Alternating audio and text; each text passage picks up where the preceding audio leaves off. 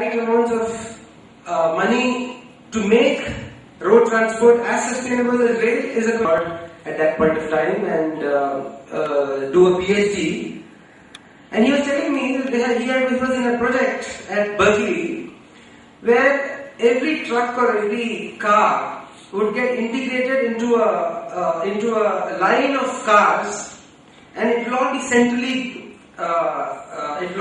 controlled through some telematics, whatever. And then wherever a particular driver wanted to take off or get away from that train, he could disengage himself from that train. So I thought it was all fantastic. I mean, a lot of fantasy. I think it never happened, because I think someone realized that if you actually wanted a train of cars on the road, all of them remotely controlled, you could as well actually run a train on the road, or something like that. So I think, but it was a PhD thesis at that time. So those kind of things are also possible. I don't know. I mean, looking at what technology is doing today, I think even that is possible. So technology is something that should be used to ensure that we don't have this kind of pollution, and we can improve on the carbon footprint. This has been done in the case of ships using containerization. The containerization, when it was not there was a lot of congestion at the ports because different standards, different kind of goods. But the moment containerization happened, then standardization happened, and that led to a lot of evacuation. And finally, when we come to the regulatory processes, ultimately all of us need to subject ourselves to some kind of regulation if we want to ensure that things happen in a disciplined fashion. It cannot be all top down, it has to also be bottom up. So which means we need to regulate ourselves, and also the government needs to regulate. So when we talk of regulation, there are several facets. For instance, congestion tax was being talked about in the context of passengers. Similarly, staggering of the usage of vehicles. You can impose certain timings on usage of roads and impose a tax on that. Then, if you talk of regulation, you can talk of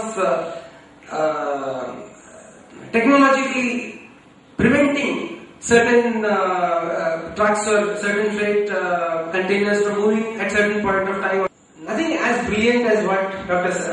Sumantran and his Erika like to come up with, but we said you can put a simple sticker on the trucks. The moment these trucks are all ready to ready in every sense of the term, in terms of all the papers being ready, only then should they come onto the road. Now what happens is many of these trucks come and park themselves on the road. After they park themselves on the road, they wait for the papers to get ready, and they are idling on the road. They are preventing other trucks from moving towards the port. And therefore, some of them, I was told, they spend about 24 hours on the road. The drivers are not able to sleep, they are not able to use the toilet, they are not able to eat. Finally, they are so tired, by the time they reach the nation has to undergo.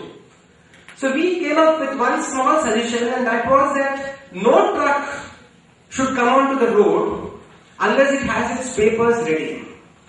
So some kind of systems change, some kind of regulation. Of course, that is yet to happen. I'm sure once it happens, we might have some benefit, and because of that, we are not able to improve the roads, because the roads, the construction of the road cannot take place as long as it is being used, and every square inch is being used. And the upgradation of the roads towards Chennai port, for instance, is happening, and this is the peak time for the construction, but we are not able to do it because of the roads being congested. So some systems to be developed so that the roads, the traffic congestion can be prevented. And finally, of course, the investments required, they run into, I think, hundreds of thousands of crores. Some of it can be done without these investments. Some of it can, like I said, can be done through voluntary compliance, through regulation, which does not require as much of investment. For instance, many of you might have noticed, I don't know, in recent times, last couple of months, in spite of the fact that we have Chennai Metro Rail work going on, traffic in Chennai has been moving reasonably well. Is that a feeling that I get? Yes or no? The junctions, and now I find that I move a lot more. I mean, I'm having to move a lot more, but then at least it's moving all the time. So we haven't really done much except say that if you notice in the morning, most of the traffic is moving east towards the central business districts. And if you notice the lane on the other side of the road, it will be absolutely vacant, whereas on this side it will be full. And when you are returning, it's the other way around, this side. And you invariably notice that, and this happens in every city. I've seen it in Bangalore, that one side of the road is clogged, and the fellow on the other side, you always wish that, I wish I was traveling on the other side of the road. You know, that always happens. So we just made one small suggestion that look at the traffic and use both sides of the road when it is required. So that has been done on Marina, that has been done on Mount Road, that has been done on Punamalli Road, and I think they've been largely successful. The police are, I mean, hats off to the police for introducing all this. So in spite of metro rail work going on, you still find that traffic is moving, which I cannot say for many other cities in India. I mean, so let me stop self-congratulating, but then that's the fact. So the other point I would like to touch upon before concluding is that in case of passenger transport, we have been fairly successful in introducing several modes of transport in Chennai. We have the bus, and now we have the metro. We are going to have a metro rail, and there is talk of monorail. And there is this urban Chennai Urban Metropolitan AMTA, this Unified Metropolitan Transport Authority, which is going to come up. And the CAMTA, there's a lot of hope in the CAMTA that once the integration, the physical integration, then the integration of the ticketing system, all that is going to happen at some point of time. So similarly, and this is all for passenger traffic, and I'm glad that we have representatives from City Connect, and as you are aware, we have even announced that we will go in for comprehensive development of the major roads in Chennai, so that there is a focus on movement of pedestrians, which is very, very, very important, and we are working with City Connect to do that. So similarly, maybe I think there is a case for looking at integration of all different modes of transport, especially for freight. And Chennai Port is the major port. Chennai and Ennore Port are the major ports in this region. Of course, we are also developing a large number of other ports, minor ports. There are 22 minor ports in Tamil Nadu, and these are also being developed, including Kadalur and Nagapattinam and Kadalur.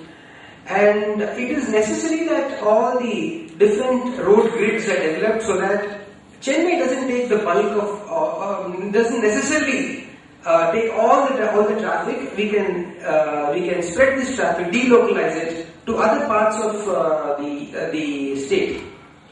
And so finally, I would like to thank the organizers for giving me this opportunity and for helping me to share a few thoughts with all of you, and also giving me this opportunity to tell you a few things about what the government has been planning and is proposing to implement in this part of the state.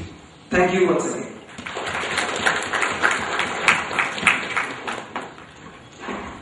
Thank you very much, sir, for pointing out planning is important, and if we fail to plan, probably we will plan to fail. And also, when we talk about integrated freight movement, it is not only integrating the different modes of transport, but also integrating with the passenger movement. So it should be a total integration. Thank you very much, sir. Before we move on to the formal vote of thanks, we would like to present a memento to our guests. I I request once again our Vice President Mr. Shivaraman to present a memento to Mr. T.K. Ramchandran IAS and to Mr. Sumant.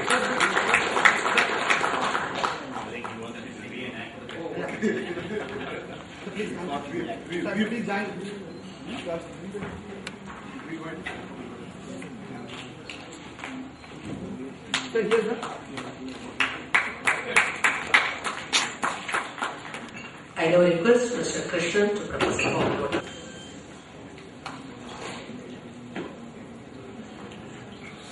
Shri Ramachandran, IAS Secretary, Government of Tamil Nadu, Highways and Minor Ports, Dr. Sumatra, Sri Srikanth, Vice President of the Vice Chamber, Mr. Shivaraman, Mr. Saraswati, delegates.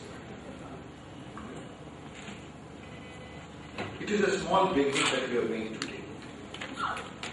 The vision is big. The vision is beneficial to everybody.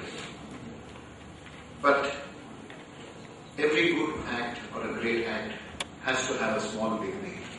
And this morning has been that first but a significant step forward in creating a carbon neutral Chennai, planning for integrated freight movement.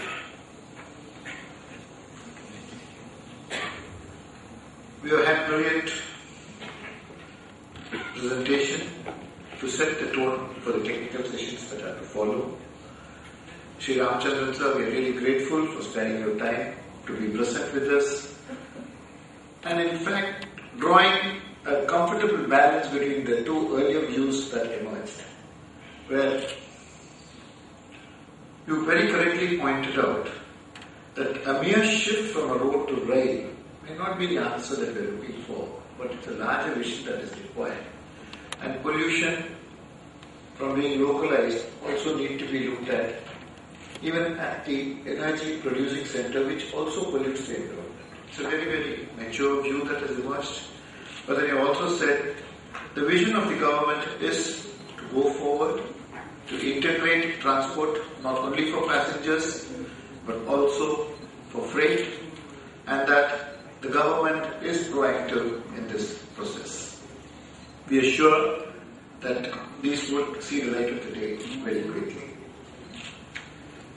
Coming to Mr. Srikanth sir, we are indeed very happy and proud that you set the right tone for the day's deliberations.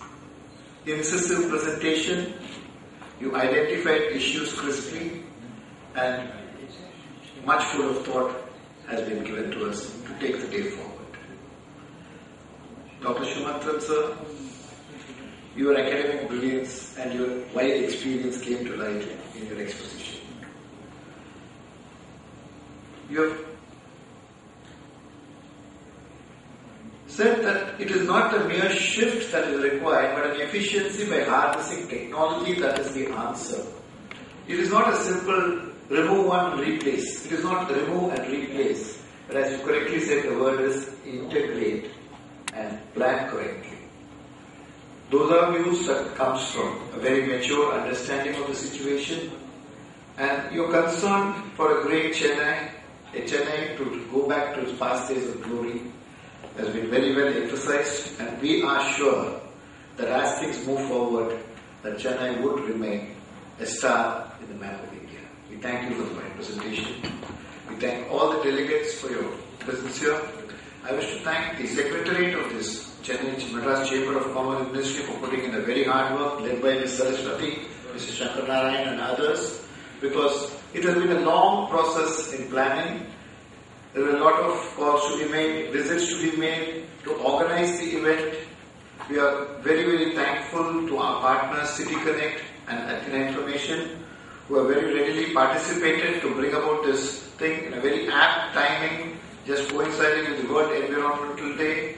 It also says, as Mr. Sivaraman said, that this chamber is very concerned with infrastructure, but a development which is meaningful, which is socially responsible. And I thank every one of the participants and look forward for your presence at the technical sessions that are forward. Thank you very much.